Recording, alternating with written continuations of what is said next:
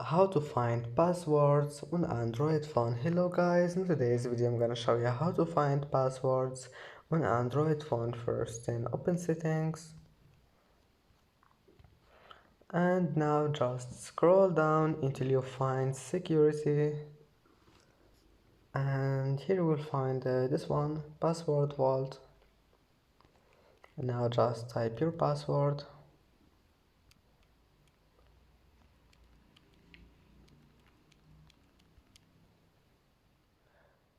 And here you will find the passwords, and just click here if you want to show it.